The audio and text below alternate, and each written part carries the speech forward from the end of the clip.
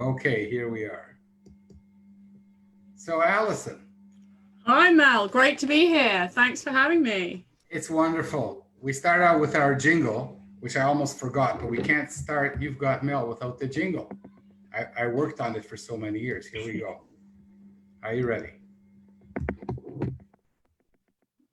Get a chair, grab a seat, or we'll sweep you off your feet. We move, we groove, you got Mel. Ease your legs, rest a while, all you gotta do is smile. We're swell, can't you tell you got Mel? When the show begins, you better hold on real tight, or before you know it, you'll be high as a kite. Take a break, settle down, we're the only show in town. It's our road, don't you know you got Mel? Give it up, don't think twice, we're a hurricane on ice. What the hell, give it yell, ring the bell, show and tell. Mademoiselle, give it smell, you got Mel. You got Mel. And Mel has Allison. Allison, Hi. it's so great to have you here. I'm going to plug this in. And it's incredible interviewing somebody that you don't know. But I feel like I've known you for a while. Congratulations on your new book, which, for some reason or not, is adorning your background, the Freelance Bible. Yeah, Penguin. Penguin. Wow. Chapeau. How did that happen? Uh, that was a really exciting story, actually. I didn't know if I could write a book. I'd never tried. I was always saw myself. I was a student that did maths, physics, and chemistry A level. I labeled myself, I can't do English. I can't write. I did those kind of things. And in uni, I changed courses. I had to write a few essays, but I didn't really think much about it. I never saw myself as a writer. And then I was doing some projects, working with a local university, looking at what they were doing about employability for my business, for that as part of my freelance career. And I just kind of came out of these meetings going, nobody's helping the students to be better freelancers. They're helping the ones get jobs. They're helping the ones that want to be entrepreneurs. But I work in the creative industries, and I was seeing stats of nearly 50% of the work is freelance. And there was no support in the universities. And I was like, well, hang on, nobody helped me either. And I kind of made it up as I went along, but I know quite a lot about it. And I was like, there must be a book on this somewhere. Surely there's a book on this. And I was like, no, there really wasn't the book that I'd want to read. So I was like, oh, maybe I should try and write it. So I sort of did over a period of about 18 months and came up with a draft that I was happy with. And then I was, okay, so I've got a draft I'm happy with. Better find a publisher. So, okay, how do I find a publisher? So did lots and lots of research. How do you approach a publisher? What do you do? All of this. And so reached out to some people cold and got some good replies, and then thought, well, I'm a bit bored of waiting for people to get back to me. Who do I know? Who's in my network? Who are my friends? Who can I talk to? And I was like, oh, my friend from university, she's in publishing. She's been in publishing for 20 years now. She must know some people. And oh, look, I'm going to a drinks party with her in a couple of weeks. Right. So I pinned her in a corner at a party and said, I need to talk to you. And she was brilliant and said, oh, you need to talk to my friend Martina at Penguin. She's in the business section. Let me connect you. And she connected me, had a meeting with Martina, and I was just a really, really good fit right from the beginning, because she was like, oh my God, have you been looking for a book on freelancing? And I'm like, yeah, I've been looking for a publisher. And it was just, all the hard work paid off. I was just, the right networking at the right time. But it is about, you've got to put that work in to get it out. It's not about luck. It's knowing who to ask and when to ask and what's the right time. How complete was your manuscript when you approached them? Well, I thought it was complete. I spent a year and a half on it. I had mentors and my husband. I had 10,000 track changes. I really thought it was pretty complete. And Penguin were really happy. They just said, well, we like all the words, but could we have them in a different order, please? So I had to restructure the whole book, and change. The content is similar, and it's actually a much, much better book because of it. they took out a quarter of it and just said, well, we're not interested in any of the mechanics in the UK, the HMRC, forget that. This is for international, forget all of that. So it's like, okay, you've taken out a quarter of the book, now you want it all in a different order. But it's a much better book for that. So it was a great opportunity, and they were brilliant to work with and really lifted it from what, yeah, well, still was a good book, but it's a much better book now. So first of all, that's incredible. It came out in March. I've gone over it quite carefully. Okay. And so now I'm going to use it back on you. Oh, gosh. You went in without an agent. How did you know how much to ask for? You have a whole chapter in how, you know, asking, how do you know how much to ask for? I was in a very lucky position because, as well as talking to Penguin, I had reached out and sent cold emails to a number of other publishers, and I did have another offer on the table. So that was how I went in. And I think it's slightly different in the business book world. It's not all about agents because it's about the content and the author. You don't always have to have that track record. It's about being that expert in that field. So it is slightly different. But yeah, so I had another offer on the table. So that really helped Penguin focus, shall we say. Two offers for your novice book. That's incredible. And it really is a really good book. And I'm going to recommend it to my students in Israel. Because when I was reading it, I said, oh, this is perfect for students. You know, we teach design students, most of whom are going to work for themselves in one way or another. And there's really no textbook. Yeah. And you were in the right place at the right time, knowing the right people and having the right material. Yes. To sell. It has to start with the material. And, you know, I have been freelance pretty much all of my career, but I've been freelance in the creative industries. But then you've got to layer into that. I've been an entrepreneur. I've run my own business. I've been to INSEAD. I've got an MBA. So what I'm trying to do is translate all of the high level learning into accessible, practical tools and tips. And I think that's very much a unique skill set. The more I drill into and talk to my clients about why they work with me, the more I get that kind of feedback about actually it's the translating between different audiences and different knowledge and pulling that together. That's what makes it work. So Alison, what very briefly, what is one giant mistake that freelancers make? Oh, the biggest mistake is over delivering on your first project with a client by a long mile. I mean, that or underpricing, but that's quite a common one, and that can come with confidence. But over delivering and trying to kitchen sink it straight away with everything you could do, that's a really big no in my book. And you're right, because we've been on the other end. Recently, somebody did such a great piece of work for us for £50 that the next time we wrote him, you know, we said, hey, you know, we're not going to pay more than 50 this time. And like it was worth like maybe 500, right? Mm. So it does create a kind of a expectation on the other side to get a lot more than you're paying for. Well, it works badly for exactly that reason. It's like, well, you think you've got a great deal because they've done way more than you thought. So, you know, so I'm sitting here in freelance, I'm giving them a bit extra. And how do I put my price up? Well, I can't, because that's what you're expecting to pay for that.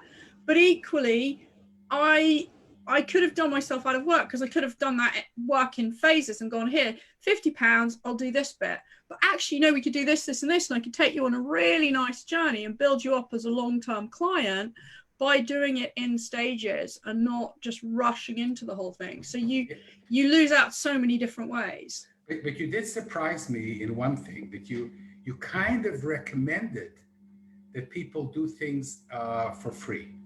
I think that's a good idea, but I thought I was in a minority. I think it's a cost-benefit analysis for me. You've got to understand why you're doing it and what you're doing it for and what you're going to get out of it. And that's the question for me, much more than should I work for free, is what do I get from doing that piece of work for free? You know, can I shout about it? Because if I'm doing something under NDA for somebody for free, what's the point? I can't ever talk about it. I can't use it on my profile. I can't use it to sell myself. it's got to help me get to a place that I want to get to for whatever reason. So I don't like to work for free. I think the projects when I volunteered on things personally have always been the most painful, because people just don't value me. They don't value the time. They don't put the effort in, and it's never as cut and dried as when you go, if somebody's putting their hand in their pocket, they're like, what am I getting? How much am I going to spend? How much is it going to cost me? When am I going to get it? And there's a really focused. When it's free, there's never any, it's all a bit gray and murky. So it's about trying to structure that and be clear on what you're getting out of it, and when you can stop and move on to paid stuff. But there are times when you do want to do that. If you're trying to get a new client, new sector, prove you can do something, then absolutely there may be reasons to do it. Okay, that's very good. There was a couple of other things I loved about your book. Oh, yeah. That you mentioned our joint friend Mike Southern. Love Mike. Yeah, who was the first interviewee on You've Got Mail, and has promised to take me to Liverpool to see the Beatles the next time I'm allowed to fly to the UK. And I love that you quoted Alice in Wonderland. My favorite part. Do you want to go back on that? Yeah. So yeah, no, it is so true. It's like, well, which way? Where do you want to go? It doesn't matter if you don't know. It doesn't matter which path you take if you don't know which way you want to go. So, it is about, as a freelancer, you've got to just be focused. Like, where do you want to get to? What are you going to do? You got to put your CEO hat on and just be like, okay, we're going this way. It's fine. You can pivot, you can change direction, but you've got to choose a path, or you're just not going to get off the drawing board. So, it's essentially being the CEO of your own life. Yeah. Which I think you've done, but I mean, let's now. So great book, and I assume it's going well so far. Yeah, really well. I'm really excited. 1st of September, I go live on Amazon.com, which means that the paperback will ship internationally. So that's really exciting. It's already up as a Kindle and an ebook. So yeah, and I'm just working on some US clients at the moment, because I mean, for me, the beauty of COVID is I can talk to anyone anywhere, and nobody expects me to turn up. So my client base has massively expanded. It's great fun. Wonderful. And also, you're going to have to produce a second edition soon, because a lot of the things in the book are becoming obsolete as we talk, business cards and actually meeting people. So I'm reading it, I'm saying, wow, there's so much stuff here.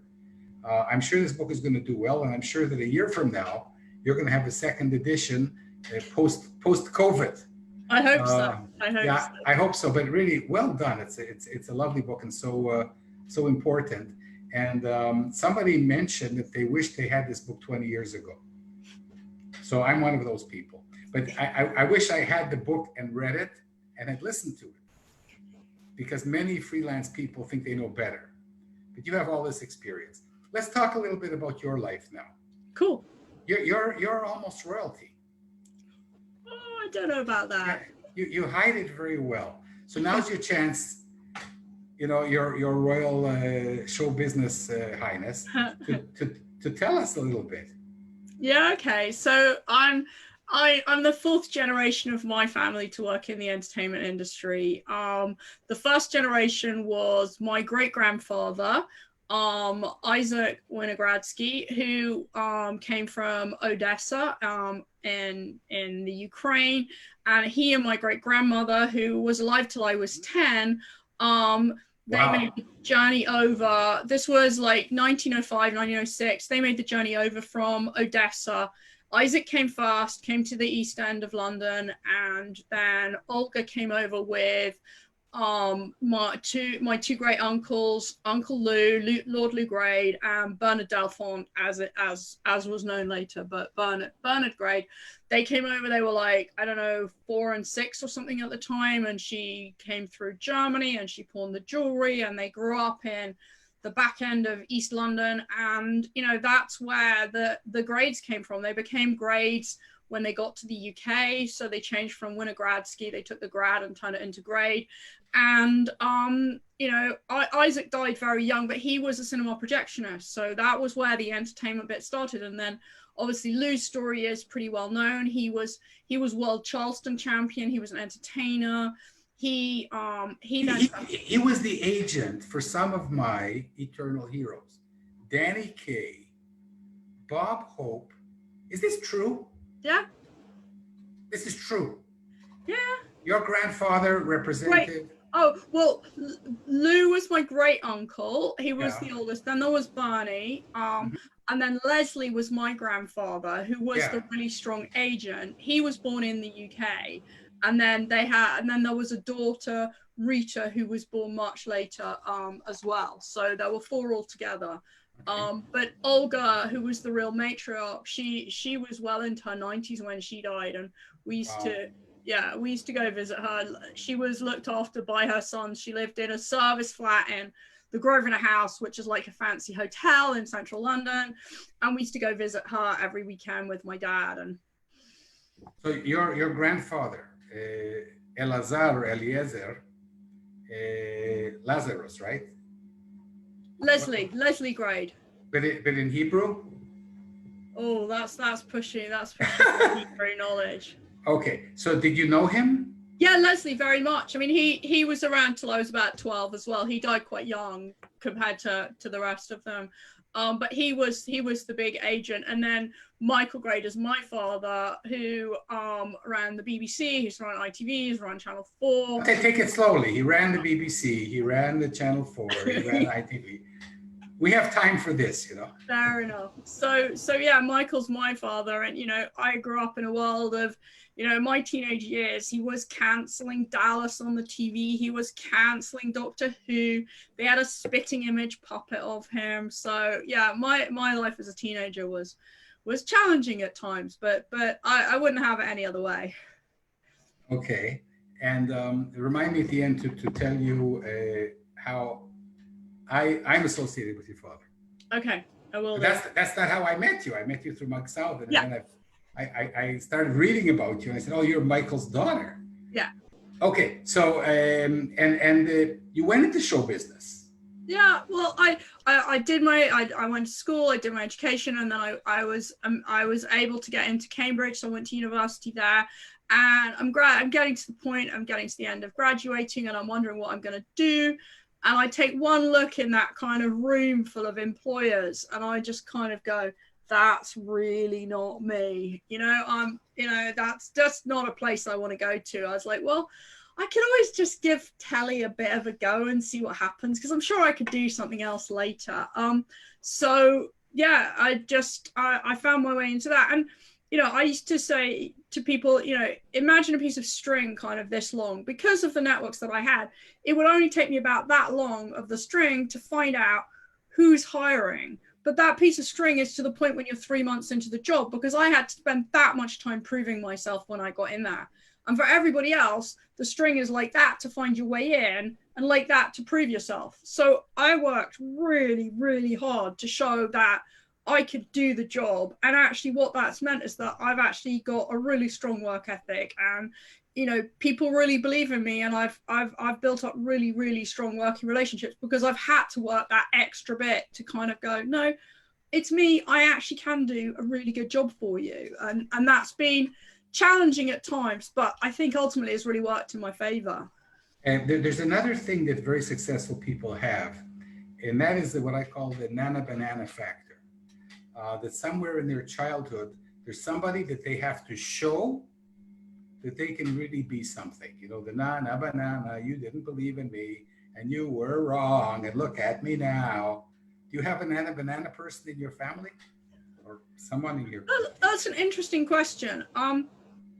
I slightly wonder whether it's a person or more. I'm actually incredibly short-sighted, and I've always been incredibly short-sighted. And I mean, I don't mean like, you know, a little bit of contact lenses. I'm like -15, -16, and I was born short-sighted. And so there was always a sense when I was very, very small that my parents thought I was just really stupid, because they'd be like, look at the ducks, and I'd be going like this. So I don't know if there's a link there in terms of, like, you know, I was always trying so hard to do stuff from that young age, not realizing I couldn't see, that when the glasses came on, I just kind of flew, if that makes sense. Well, how old were you when you got your glasses? Oh, about four or five. And do you remember that moment? That must have been a real moment in your early life.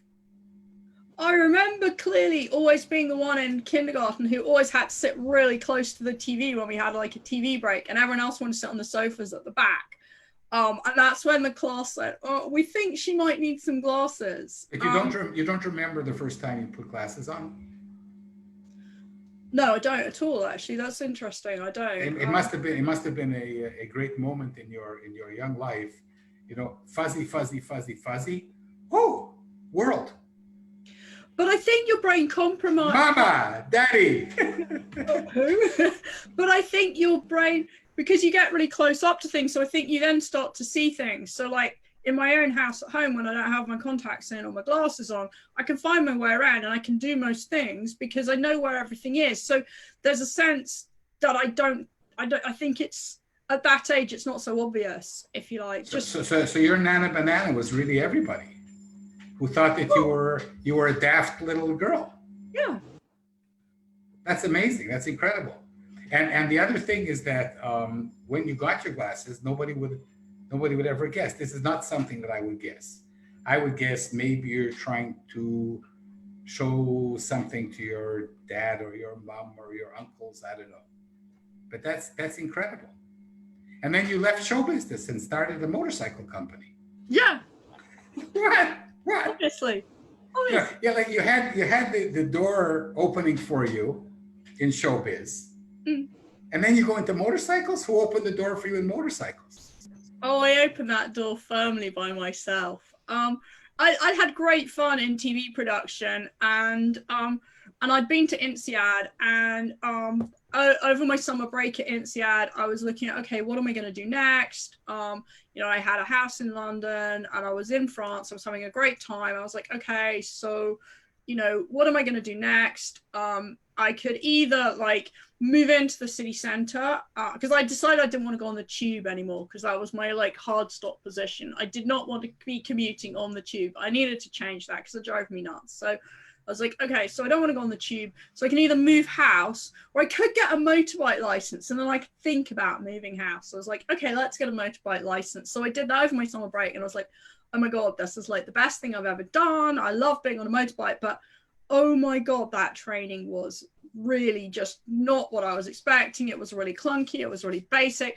I was like asking questions like, is it safe to buy a secondhand motorbike? Thinking it might just like fall apart. And they're looking at me like I'm on crack or something, that we're just not having the same conversations. And I'm like, hang on, you're not really servicing what I want. And this is grotty and filthy and, you know, recycled plastic spoons. You know, we can do better than this, and we can do it as a kind of luxury, kind of nice service, not a commodity to get a license. So, and that's really when I first engaged with Mike, actually, because he'd just published Beer Mat and I'd come across that, and he'd been talking to my dad about some stuff and this, that, and the other. And then he became my mentor and helped me find my way to launching what became Girls Angels and the motorbike training school. So yeah, that was really great fun. Was that a successful business? Yeah, I ran it for about 3 years and then I exited it in a trade sale. So it was really hard work. It was really hard work because you're training all weekend. People want to book during the week. You've got, because I was new to motorbiking, I couldn't be the instructor because I hadn't had a license long enough. So I was very dependent on my instructor force. And, you know, they're like, oh, I've had a few too many beers. I can't be bothered to come in today. And this kind of stuff. And you're very regulated on the number. So, and then the more successful you are, the more infrastructure you need before you get the money back. So it was a tough business. But it was a bloody good learning curve. So you were an entrepreneur. Yeah. And then you went from entrepreneur to freelance, which is really the same thing, but without the motorcycle. Yeah, I've been freelance during most of my TV production career because you tend to just bounce from project to project. So I never really stayed anywhere longer than about 18 months, 2 years, but they were all short-term fixed contracts. And I've always kind of worked project by project, if you like. So I've always seen myself in that sort of freelancing vein rather than someone with a job. And you did all this while raising kids. Yeah. You have one very nice quote there, that women have to be freelancers as if they had no children, and have to raise their children as if they weren't freelancers. Yeah, Annabelle Crabb's an Australian political journalist, and it's a brilliant quote, and I just relate to it so much, because you do find as a working mother that you have to work and pretend that you don't have kids a lot of the time, because you don't want that to be like, oh, she can't do that, no, she might not be able to do that because of the kids, and then you have to parent like you're not actually working. So yeah, it does resonate heavily with me. And so next year, when COVID is gone and we're all vaccinated, and I come visit you in London. Where are you? Birmingham. I'm in the West Midlands in Birmingham. You're in Birmingham. Forget about it. We'll continue to Zoom. It's on the way to Liverpool. It's on the way to Liverpool. I know, but there's a fast train. It doesn't stop in Birmingham, right? I have to get off and get back on. No, okay, we'll meet you in Birmingham if I get to Liverpool. So what is our lives? Because I'm thinking that your book is like really a Bible, because we're all becoming freelance. You know, I'm leaving my college next month. I run an innovation center that's empty. You know, and I'm working from the house, and I'm busier than I've ever been before. I don't have customers yet, but I'm working on it. So is our life going to change irreparably after this? Oh, there is no question that life will be different coming out of COVID than before, because we've had to change so much that we will take some of the best bits that have worked for us and move that forwards. And, you know, as a freelancer, you know, for me, the geography of the sort of clients I can engage with has transformed and simplified because of Zoom and because of how we're conducting stuff. You know, I'd have had to work really hard to get a client even 200 miles away in the UK pre-COVID. It'd be like, oh, can't you come and do the session in person? Oh, we're not set up to do that. Oh, we can't do this. Oh, we can't do that. You know, we've got to meet face to face. Now it's just like, if someone suggested to me the other day a face-to-face meeting, and I was like, what do you mean a face-to-face meeting? I haven't got time. You're going to take 3 hours of my time, not one. What's that all about? You're not. And it's about valuing my time. And but I can find clients anywhere. So what it means is that the pool is much bigger, but I can be much more focused and niche on exactly who I want to work with, but over a much bigger patch. That's remarkable. So we're coming towards the end of our wonderful show, and I hope that this is the beginning of a beautiful relationship. I don't know who's going to mentor whom, but I could certainly use your advice. I'm just not sure that I can afford your British. But usually I ask people about the Beatles. You're too young to have grown up with the Beatles, but who knows? Maybe you met them. Do you like them? I do like the Beatles. I haven't met them. But I did think about which song, and I kind of realized that the one that resonates the most for me is one that I learned to play on the piano when I was about 9 or 10, and it's with a little help from my friends, because my friends are really important to me, and that is the support network. We work together, we help each other out, and that kind of thing. So I think and that's where I draw a lot of my energy from, is connecting with my friends, my network socially, and just shooting the breeze and bouncing ideas off each other and that kind of thing. So that's the one for me. So before you sing it for us, you don't say anything about singing. Well, because there has to be a surprise on the program, doesn't there? Before we ask you to sing the song, I just mentioned, as a newbie freelancer, this is my problem. You know, that this is the time that we need friends, and the friends are not available to sit and have a glass of wine. This is something you might want to cover in the next edition. How do you keep your friend networks when you can't go to the pub and have a beer with them?